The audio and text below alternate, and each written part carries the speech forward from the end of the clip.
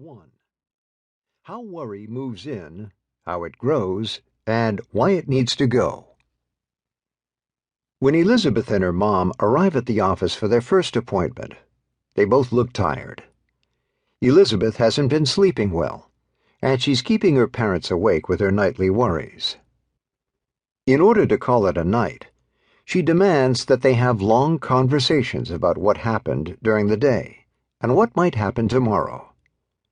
Anxiety has taken a toll on this family, and it's been going on for many years. They're overwhelmed by the demands of worry, and they don't know what to do. This story is familiar. Kids and parents can feel demoralized if they believe this has been going on all my life, and it pervades so many areas of my life. It is not changeable. Often families cope with such symptoms by avoiding stressful activities.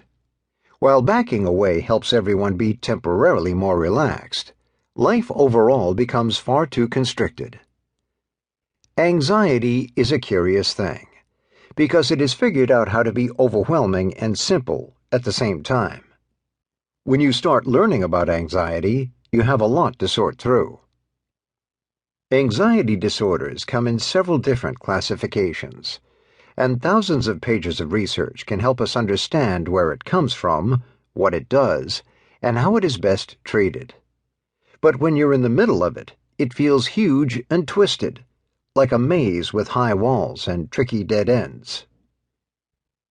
On the other hand, anxiety is not that complex.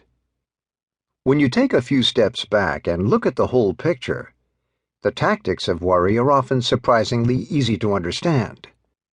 Sure, the details vary from child to child and family to family, but worry follows a fairly consistent pattern. From a distance, you can see the traps, but you can also see the exits. In this chapter, we give you some information on the purpose of worry and fear. We want you and your child to understand the normal, often useful role that worry and fear play in our bodies and brains.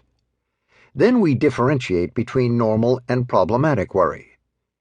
You may be relieved to learn that some of the feelings and sensations your child and you experience are actually well-designed adaptations. You might also recognize that your concerns about your child's anxious behavior are valid and really do need to be addressed. We hope that the information will boost your motivation and your confidence in realizing that you can make a difference. So let's start with the role of fear. Take a moment to imagine a time in your life when you felt scared, and your body's response was normal or even helpful. Here's one. As Lynn was riding her bike last summer, she noticed a large dog tied to a tree in front of a house. She watched as the dog barked and growled and pulled at his collar, standing up on his back legs and lunging her way. Then his collar broke away. Suddenly he was free and barreling toward her. Instantly Lynn began pedaling fast, really fast. Her body focused on one important goal, and, as the dog grew closer, her heart and muscles and eyes and lungs all worked to escape. She did, thanks to a powerful fight-or-flight response that kicked in perfectly when she felt threatened and afraid.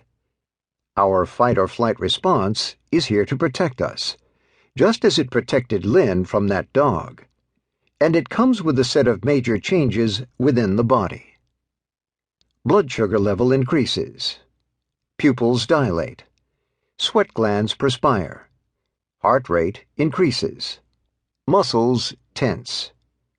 The amount of blood in the hands and feet is reduced, and blood flows to the head and trunk.